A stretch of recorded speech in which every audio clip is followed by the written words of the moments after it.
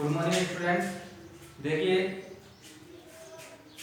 आपके पास जो दो पेपर भेजे गए थे मैथ के 10th क्लास वाले, उनमें से कुछ बच्चों के सामने कुछ प्रॉब्लम्स ही आई है, कुछ क्वेश्चन थे ऐसे जो उनसे सॉल्व नहीं हो पाए हैं और उन्होंने रिटर्न में हमें मैसेज करके बताया है कि सर ये क्वेश्चन नहीं हो पाए हैं। तो आज हम लोग उन्हीं क्वेश्चनों के बारे में चर्चा करेंगे, ज़्यादा नहीं, 4-5 क्वेश्चन है केवल। तो देखो उनमें से आपका जो पहला क्वेश्चन है वो ये आपका ये था जो सेकंड पेपर में था। वैसे आपको दूसरा और तीसरे नंबर का पेपर भेजा हुआ है, तो दूसरे नंबर को हम लोग पहला पेपर बोल रहे हैं। तो जो आपका जो पेपर 2 लिखा हुआ है, उस वाले पेपर में आपका एक सवाल था कि एक सीधे व 15 मीटर ऊंचे पोल पर यातायात नियंत्रण के लिए सीसीटीवी कैमरा लगा है जो पोल के शीर्ष से 113 मीटर दूर दृष्टि रेखा तक यातायात देख सकता है। पोल के चारों ओर यह कैमरा कितने क्षेत्रफल में यातायात देख सकता है? ये आपका एक क्वेश्चन था पहले। तो देखो इसके लिए सबसे पहले क्या करते हैं, ये आपका सड़क सुरक्षा वाला क्वेश्चन है। तो इसमें देखो स्टार्ट करते हैं सबसे पहले एक सीधा और 15 मीटर ऊंचा पोल। तो सबसे पहले क्या करेंगे हम लोग, एक सीधा, ये आपका बिल्कुल सीधा हो गया और इसकी ऊंचाई कितनी है 15 मीटर। 15 मीटर एक सीधा और 15 मीटर ऊंचा एक पोल है। इसको मैंने नाम दे दिया ए और बी। आप कुछ भी नाम दे सकते हैं, नाम दो तो सही है, नहीं दो तो भी चलता है, कोई दिक्कत नहीं है। ए और बी 15 मीटर ऊंचा एक क्या है, पोल है। अब देखो आगे कहा गया है कि यातायात नियंत्रण के लिए सीसीटीवी कैमरा लगाइए, पोल है। अब कैमरा नीचे तो लगाते नहीं है, कैमरा इसके यहाँ पर ऊपर लगाएंगे, सीसीटीवी कैमरा यहाँ पर ऊपर लगाएंगे। मान लो कि यहाँ पर मैंने इस तरह से ये आपके कैमरा एक फिट कर दिया, ये मैंने एक कैमरा रखा, सीसीटीवी कैमरा ऐसे लगा होता है, ऐसे देखता है चारों तरफ कैमरा। तो ये आपका सीसीटीवी कैमरा है। अब देखो सीसीटीवी कैमरा लगा हुआ है जो पोल के शीर्ष से दृष्टि रेखा 113 मीटर दूर, यहां से इसके शीर्ष से जहां से सीसीटीवी कैमरा देखेगा, ये हो गई आपकी दृष्टि रेखा। ध्यान रखना है, जब भी कोई भी व्यक्ति कैमरा जब भी कभी कहीं से देखता है तो जिस दिशा में देखता है वो उसकी क्या होती है, दृष्टि रेखा। कैमरा यहाँ से नीचे देख रहा है तो ये दृष्टि रेखा हो गई। अगर हम लोग यहाँ से खड़े होकर ऊपर देख रहे हैं तो ये ऐसी क्या होगी, इसकी दृष्टि रेखा। ये आपकी दृष्टि रेखा है, उसकी लंबाई है 113 मीटर। ये आपकी दृष्टि रेखा है, इसकी लंबाई है 113 मीटर की। ये आपका कैमरा है, सीसीटीवी कैमरा है, ये सीसीटीवी कैमरा। और आप लोगों की जानकारी के लिए देखो, ये जो आपकी पर्सनल वाली है 19वीं सड़क सुरक्षा वाली, इसके अंदर आपके पास दो फुल फॉर्म है, जिसमें एक तो है आपके पास पीयूसी की, इसकी फुल फॉर्म होती है pollution under control, pollution under control, प्रदूषण नियंत्रक। और इसके बाद में एक होता है सीसीटीवी। इसके आपको फुल फॉर्म कई बार पूछ ली जाती है। तो देखो सी का मतलब होता है कंबाइंड, सी का मतलब होता है कंबाइंड। दूसरे सी का मतलब होता है circuit, CIRCUIT, circuit, combined circuit. और टीवी का मतलब होता है television, television, combined circuit, television. ये आपको दो ध्यान रखनी है, इसमें इंपॉर्टेंट चीज है। तो देखो यहाँ पर एक 15 मीटर ऊंचा पोल है जहां पर ऊपर शीर्ष पर सीसीटीवी कैमरा लगा हुआ है, इसकी दृष्टि रेखा 113 मीटर है। अब आपको पता ये करना है कि ये जो कैमरा है, ये जो कैमरा है पोल के चारों ओर कितने क्षेत्रफल तक देख सकता है। अब देखो एक बात सोचने की है, जैसे कि मान लो हमारे पास ये अपना पोल है और इस पोल में यहाँ पर ये इसकी दृष्टि रेखा होगी, ये पोल हो गया और ये इसकी क्या होगी, दृष्टि रेखा। यहाँ पर कैमरा लगा हुआ है, ये इस तरह से देख रहा है, ये इस तरह से, ठीक है। अब जब हम लोग इस तरह से नीचे देखते हैं और इसके चारों ओर हमें देखना है कि कितने एरिया में कवर करेगा, तो इसके लिए हमें क्या करना पड़ेगा, ये जिस तरह ये पोल है, पोल के यहाँ पर ये देख रहा है तो इसी तरह से देखेगा पूरा कंप्लीट, इसी गोलाई के अंदर, ठीक है। तो हमें क्या करना पड़ेगा, जो आपका वृत्त बनेगा उसका क्षेत्रफल निकालना पड़ेगा। क्या निकालना पड़ेगा, वृत्त का क्षेत्रफल। और यहाँ पर ये इसको आधार से मिला दिया, ये हो गया आपके बिंदु सी। अब आपको क्या करना है, देखो ए बी दे रखा है, ए सी देख रहा है, आपको निकालना है बी सी। क्या निकालना है, बी सी। सबसे पहले बीसी निकालेंगे तो देखो यहाँ पर ये तो है लंब, ये आधार और इसी क्या है कर्ण। तो पाइथागोरस प्रमेय से, पाइथागोरस प्रमेय से देखो पाइथागोरस प्रमेय क्या होती है, कर्ण स्क्वायर बराबर आधार स्क्वायर प्लस लंब स्क्वायर। हमें लंब निकालना है तो लंब स्क्वायर बराबर कर्ण स्क्वायर माइनस यहाँ पे आधार स्क्वायर बराबर कर्ण स्क्वायर माइनस लंब स्क्वायर। ठीक है, तो देखो आधार स्क्वायर, आधार हमारे पास क्या है बीसी, बीसी का स्क्वायर बराबर कर्ण क्या है एसी, एसी का स्क्वायर माइनस लंब क्या है एबी, एबी का स्क्वायर। यहाँ पर जो भी चीजें हमारी मान रख देंगे तो हमारे बीसी आ जाएगा। तो देखो बीसी स्क्वायर हमें निकालना है तो एसी स्क्वायर, एसी का मतलब है 113, इसका स्क्वायर माइनस एबी, एबी का स्क्वायर यानी 15 का स्क्वायर, ये हमने दोनों मान रखे। बीसी स्क्वायर बराबर देखो 113 का स्क्वायर करना है। अब ऐसा तो है नहीं कि हम लोग 113 गुणा 113 करने बैठेंगे, ध्यान रखना है आपके व्यक्ति गणित इसीलिए बताई गई है ताकि आप लोग चीजों को आसानी से करना सीख सकें। देखो यहाँ पर बात करें, सबसे पहले इसको शून्यांत करते हैं। शून्यांत करने के लिए सबसे छोटी संख्या मिलेगी हमें 3, 3 घटाते ही ये शून्यांत हो जाएगा, क्योंकि 3 घटाते ही 110 बन जाएगा, इष्ट संख्या विधि। और 3 घटाते ही अगर ये शून्यांत हो जाता है तो जो संख्या घटाई या जोड़ी जाती है जिससे ये शून्य हो गया, इष्ट संख्या इसको बोलते हैं, उसको इसी संख्या में जोड़ा जाता है और एक बार घटाया जाता है और फिर इसका स्क्वायर करके जोड़ दिया जाता है। बताइए आप वर्ग ज्ञात करने वाला टॉपिक देख सकते हैं। तो देखो यहाँ पर सबसे पहले इसमें 3 थी है इष्ट संख्या, तो इसमें 3 जोड़ेंगे, फिर इसमें से 3 घटाएंगे और फिर इसमें 3 का स्क्वायर करेंगे, इष्ट संख्या का स्क्वायर करते हैं। तो देखो ये हो गया 116 और इसमें से 3 घटाए हैं यहाँ पर, ये हो गया 110 और प्लस यहाँ पर ये हो गया 9। इसको देखो गुणा करेंगे तो आएगा 6 7 2 12,760 प्लस 9 12,769। आगे करके वो कम होगा और भी तेजी से इसको, ठीक है। ये इसका वर्ग आ गया 12,769 माइनस 15 का स्क्वायर होता है 225। तो देखो बीसी स्क्वायर बराबर इसमें से इसको घटाएंगे तो हमारे पास बचेगा 12,544, 12,544। अब यहाँ से हमें बीसी निकालना है, तो बीसी निकालेंगे तो 12,544 का हो जाएगा वर्गमूल। बीसी निकालेंगे तो 12,444 का क्या हो जाएगा वर्गमूल।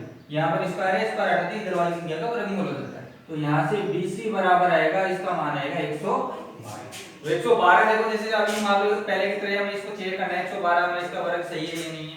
तो 112 का 112 से गुणा करेंगे, शून्यात इष्ट संख्या आपकी 2 आ गई। तो यहाँ पर क्या करेंगे, एक बार तो 2 जोड़ेंगे, एक बार 2 घटाएंगे और 2 का स्क्वायर करेंगे। इनको गुणा करेंगे तो इनको गुणा करने पर अपने पास आएगा 4 5 2 1 0 और इसमें 2 जोड़ देंगे तो 12, 2 का स्क्वायर 4 तो 12,544 अपना होगा।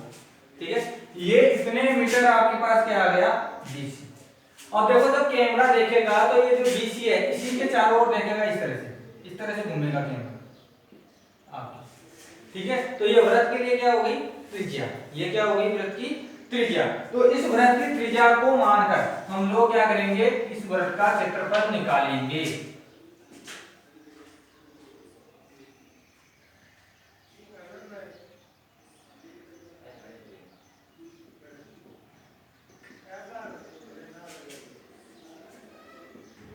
पोल के चारों ओर दर्शनीय क्षेत्र का क्षेत्रफल, कितना क्षेत्रफल देखा जाएगा पोल के चारों ओर। तो क्षेत्रफल कितना आएगा पाई आर स्क्वायर, क्योंकि वृत्त बन रहा है तो क्षेत्रफल होगा पाई आर स्क्वायर। पाई का मान अपने होता है 22/7 इंटू, अब देखो आर अपनी क्या है ये बीसी, इसको हम लोग क्या मान के चलेंगे आर, क्योंकि इसके चारों ओर देखेगा। तो यहाँ पर आर हो गई अपने पास 112 इंटू 112 स्क्वायर है, इसलिए 2 बार गुणा करेंगे। तो यहाँ पर इसको काटेंगे तो ये कट गया आपके 16 बार। अब देखो इनको गुणा करते हैं सबसे पहले, तो देखो सबसे पहले हम लोग गुणा करते हैं 16 को 22 से गुना करते हैं तो हमारे पास हो गया 16 गुना 32, हासिल 3, 32 और 3 35, और इसको गुना करते हैं 112 से, तो यहाँ पर हो गया 704 इंटू 352 इंटू 352, तो यहाँ पर आपके पास रिजल्ट आ गया 4249, यहाँ पर आ गया 39,424 मीटर स्क्वायर। ठीक है, ये आपके पास आ गया कि ये जो सीसीटीवी कैमरा है वो कितने एरिया में आपके चारों तरफ देखे। ये आपका पहला क्वेश्चन है। ठीक है, ये आपका आंसर हो गया 39,424 मीटर। इसके बाद में देखिए आप, नेक्स्ट क्वेश्चन है आपका 5 सेंटीमीटर भुजाकार समबाहु त्रिभुज है। 5 सेंटीमीटर भुजाकार समबाहु त्रिभुज है, इसके चारों ओर हमें परिवृत्त की रचना करनी है। तो देखो कैसे करना है। सबसे पहले बात करें कि 5 सेंटीमीटर भुजाकार समबाहु त्रिभुज है, समबाहु त्रिभुज, तो पहले हम लोग 5 सेंटीमीटर भुजाकार समबाहु त्रिभुज बनाएंगे। अब देखो समबाहु त्रिभुज कैसे बनाना है। समबाहु त्रिभुज की विशेषता होती है कि तीनों भुजाएं बराबर होंगी, यानी कि अगर एक 5 की है तो बाकी दो भुजाएं कितने की होगी, 5-5 सेंटीमीटर। तो देखो सबसे पहले हम लोग क्या करेंगे, आधार खींचेंगे 5 सेंटीमीटर। ये हमने एक आधार खींच लिया 5 सेंटीमीटर का, इसको कुछ भी नाम दे दिया ए और बी। ये एक आधार खींच लिया 5 सेंटीमीटर का। इसके बाद में आपको क्या करना है, अपने जो प्रकार होता है उसमें पेंसिल को सेट करके आपको अपने प्रकार को 5 सेंटीमीटर का ही खोलना है। कितना खोलना है, 5 सेंटीमीटर का ही खोलना है। 5 सेंटीमीटर का खोलने के बाद में प्रकार की जो नोक है स्टील वाली, उसको यहाँ पर रख करके एक इधर चाप काटना है और यहाँ पर रख करके एक इधर पेंसिल से चाप काटना है। ठीक है, जहां पर दोनों कटेंगे वहां पर आपको मिला देना, क्योंकि आपने 5 सेंटीमीटर का खोला है तो ये 5-5 सेंटीमीटर दूरी चाप कटेंगे और इस तरह से आपको मिला देंगे। तो ये 5 सेंटीमीटर का और ये भी 5 सेंटीमीटर का, ये बिंदु हो गया सी, ये आपका त्रिभुज बन गया। अब बात आती है इसके हमें परिवृत्त यानी बाहर वाला वृत्त जो है वो बनाना है। परिवृत्त का मतलब इसके शीर्षों को टच करता हुआ निकलेगा। अब देखो इसकी रचना कैसे करेंगे, तो आपको ध्यान रखना है जब भी हमें परिवृत्त बनाना होता है तो त्रिभुज की भुजाओं का समद्वि विभाजन किया जाता है। समद्वि विभाजन करने का मतलब होता है दो समान भागों में बांटना। किसी भी भुजा का समद्वि विभाजन देखो कैसे किया जाता है। अगर आपने भुजा नाप रखी है तो आप लोग उसका समद्वि विभाजन सीधा, जैसे मान लो ये 5 का है तो 2.5 सेंटीमीटर के होगा, लेकिन आपको ऐसे सीधा इस तरह से नहीं करना है, आपको प्रकार की सहायता से करना है। जैसे मान लो ये भुजा है, इसका आपको समद्वि विभाजन करना है, तो आपको क्या करना है, सबसे पहले चाहे इस पॉइंट पर रखो चाहे इस पॉइंट पर, दोनों में से किसी भी पॉइंट पर प्रकार आपको रखना है। यहाँ मान लो यहाँ पर मैंने प्रकार रखा, प्रकार रखने के बाद में आप लगभग इसकी दूरी तय कर लो आधे से ज्यादा, कितना भी हो सकता है, आधे से थोड़ा सा ज्यादा, आधे से ज्यादा प्रकार आपको खोलना है। फिर एक चाप ऊपर कटेगा और एक नीचे कटेगा, यहीं पर रहेगा प्रकार, इसको घुमाना है एक ऊपर और एक नीचे। फिर इतना ही रखना है, हिलाना नहीं है, इसको वापस यहाँ पर रखो कोने को, फिर एक यहाँ पर काटो और एक यहाँ पर। इन दोनों को जब आपस में मिलाएंगे तो ये क्या हो जाएगा, समद्वि विभाजन। ठीक है, इसी तरह से यहाँ पर आपको करना है, और आपको ज्यादा कुछ नहीं करना, केवल दो भुजाओं का समद्वि विभाजन कर लो, चाहे इन दोनों का कर लो चाहे इन दोनों का कर लो। ठीक है, तो देखो सबसे पहले मैं यहाँ पर करता हूँ इस भुजा का समद्वि विभाजन। तो हम क्या करेंगे, जैसे मान लो यहाँ पर रख लिया, आधे से ज्यादा खोल दिया मैंने प्रकार को इस तरह से, फिर एक चाप यहाँ पर काटूंगा और एक चाप यहाँ पर, एक यहाँ पर काट दिया मैंने, एक यहाँ पर, फिर प्रकार को यहाँ पर रखूंगा, फिर एक इधर और एक इधर, इसके ऊपर ही चाप कटेगा, नहीं करता है तो थोड़ा सा आगे बढ़ा लो चाप को, यहाँ पर मैंने इन दोनों को इस तरह से डेट करके मिला दिया। ठीक है, ये आपको इसका समद्वि विभाजन हो गया, ये 2.5 की होगी। इसके बाद में जैसे मान लो इसका समद्वि विभाजन करना है, फिर यहाँ पर रखेंगे, आधे से ज्यादा खोलना है, एक ऊपर काट दिया एक नीचे चाप काट दिया, फिर इस कोने में रखेंगे, एक इधर काट दिया और एक इधर काट दिया। अब इन दोनों को भी आपस में मिला देंगे इस तरह, ये इसका समद्वि विभाजन हो गया। अब दोनों की जो समद्वि विभाजन रेखा है जिस बिंदु पर मिलेगी, यहाँ पर दोनों की समद्वि विभाजन रेखा जिस बिंदु पर मिलेगी उसको हमें केंद्र मानते हुए चलना है। क्या मानना है, केंद्र मानते हुए चलना है, और यहाँ पर प्रकार आपको रखना है, और इस कोने जितना, तीनों में से कोई सा कोना ले लो, उसके जितना कोना है, यहाँ पर प्रकार रखा, इतना प्रकार को हमने खोल लिया। अब खोलने के बाद में हमें प्रकार यहाँ से घुमाना है इस तरह, यहाँ पर रख करके, जहाँ पर ये दोनों लाइनें मिली थी हमें, तो यहाँ पर इसको रख करके इस तरह से घुमाना है आपको, और आपके यहाँ पर एक वृत्त तैयार हो जाएगा। ये आपके हो गया है समबाहु त्रिभुज का परिवृत्त। इसके बाद में आपके थर्ड क्वेश्चन है, घनाभ से संबंधित है आपकी क्षेत्रमिति वाली प्रश्नवाली में, जिसमें आपको देखो कह रखा है कि ये आपके पास एक घनाभ है, घनाभ की भुजाओं का जो अनुपात है, कोण भुजाएं होती है, घनाभ की भुजाओं का अनुपात, भुजाओं का अनुपात आपको दे रखा है। घनाभ की भुजाओं का अनुपात आपको दे रखा है 5:3:2, 5:3:2 ये आपको दे रखा है। साथ में घनाभ का संपूर्ण पृष्ठीय क्षेत्रफल भी आपको दे रखा है। संपूर्ण पृष्ठीय क्षेत्रफल है 558 सेंटीमीटर स्क्वायर, यह आपके संपूर्ण पृष्ठीय क्षेत्रफल। अगर भुजाओं की बात करें, आपकी भुजाएं अनुपात में है, ठीक है, तो अनुपात में देखो राशि का होने का मतलब है उस राशि का वास्तविक मान क्या है वो हमें अभी तक पता नहीं है। देखो क्यों, क्योंकि जैसे मान लो हमारे पास एक संख्या है 2:3, अब ये 2:3 हमारा वास्तविक रिजल्ट नहीं हो सकता है। क्यों नहीं हो सकता है? क्योंकि हो सकता है कि 2:3 जो है हमारे 20:30 को हल करने पर आया हो। ये भी हो सकता है कि यहाँ पर ये जो 2 अनुपात है ये हमारे पास 12:18 को हल करने पर आया, क्योंकि 6 से कटते हैं दोनों।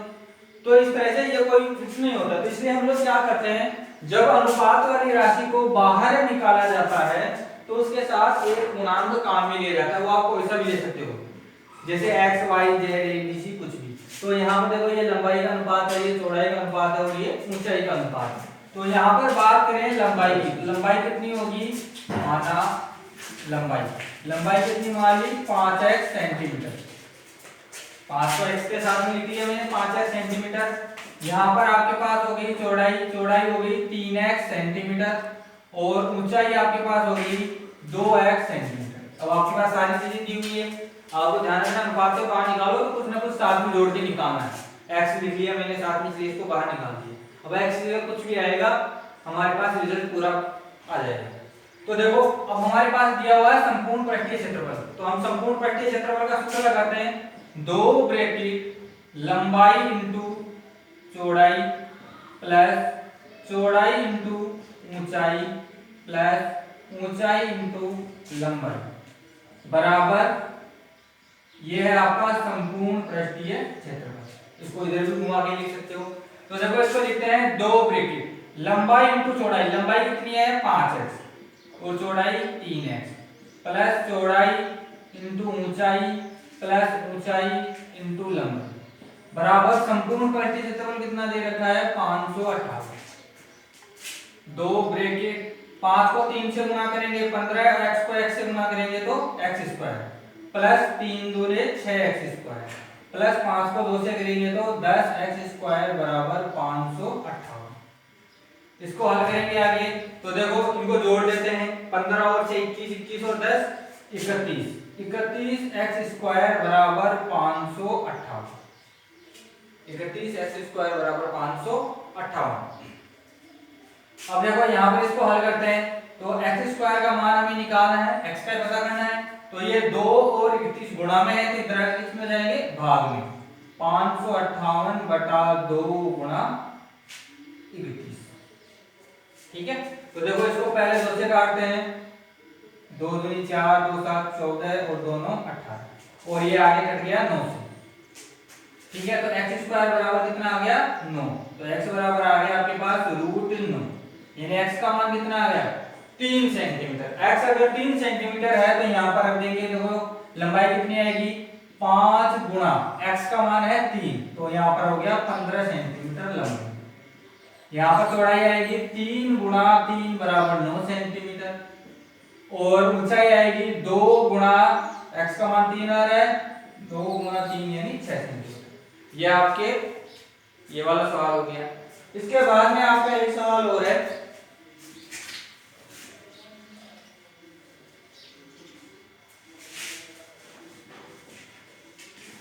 जो कि सड़क सुरक्षा वाले से संबंधित ही है। किसी शहर में टैक्सी किराया पहले किलोमीटर का 10 रुपए है, पहले किलोमीटर का टैक्सी किराया कितना रुपए है 10 रुपए, पहले किलोमीटर का, 1 किलोमीटर का 10 रुपए है। उसके बाद उसके बाद किराया, 1 किलोमीटर होने के बाद उसके बाद में किराया 6 रुपए है। मतलब समझ रहे हो, मान लो कि 5 किलोमीटर है, 5 किलोमीटर में से पहले 1 किलोमीटर जाएंगे तो 10 रुपए ले रहा है, बाकी के 4 किलोमीटर जाएंगे तो हमसे 6 रुपए ले रहा है। ये इस टाइम का मतलब है। आगे देखो, यदि तय की गई दूरी, तय की गई दूरी x किलोमीटर और कुल किराया y रुपए है, तो हमें बताना है इसको समीकरण में कैसे लिखेंगे। ठीक है, अब देखो पहले किलोमीटर में 10 रुपए है और इसके बाद में किराया 6 रुपए है, तो तय की गई दूरी कितनी है, x किलोमीटर। अब देखो इधर 1 किलोमीटर का हमें पता है 10 रुपए किराया, कितना है किराया है, कुल किराया कितना बन रहा है y रुपए का, कुल किराया कितना बन रहा है y रुपए, कुल किराया कितने का बन रहा है y रुपए। ठीक है, अब देखो यहाँ पर कुल किराया अपना y रुपए का है, पहले किलोमीटर का 1 किलोमीटर का कितने रुपए है 10 रुपए, इसको चेंज नहीं करना है, ऐसे किसी अच्छी बात है। 1 किलोमीटर का 10 रुपए किराया है, 10 रुपए ही बनेगा। 2 किलोमीटर का 10, अगर पर किलोमीटर 10 रुपए है तो 2 किलोमीटर का करेंगे तो 2 × 10 20 रुपए हो गए। 1 किलोमीटर का किराया आपका 10 रुपए। इसके बाद में हमारे पास कुल कितने किलोमीटर है x किलोमीटर, 1 किलोमीटर तो मैंने 10 रुपए वाला किराया जोड़ लिया, बाकी कितने किलोमीटर बच गए, कितने बचे x माइनस 1, कितने किलोमीटर बच गए x माइनस 1, क्योंकि 1 किलोमीटर का तो किराया 10 रुपए है और बाकी जो बचा इसमें से, तो कितना बचा x माइनस 1, क्योंकि 1 किराया 1 किलोमीटर तो इसमें आ गया, तो x माइनस 1 किलोमीटर जो बचा है उसका किराया कितने रुपए है 6 रुपए है। पहले किलोमीटर का 10 रुपए और पहले किलोमीटर को हटाने के बाद बाकी जो भी किलोमीटर बचा है x माइनस 1 किलोमीटर जो बचा है उसका किराया 6 रुपए है। ये आपका समीकरण है, तो बस इसको हल कर लो। 10 + 6x माइनस 6 को x से गुणा करेंगे, 6 को -1 से गुणा करेंगे, तो y बराबर 6x और 10 में से 6 दिए तो 4। यहाँ पे इसको हम लोग लिख सकते हैं 6x y इधर आएगा तो माइनस का y + 4 बराबर 0। ये आपने क्या हो गया रिजल्ट हो गया इसका। ठीक है।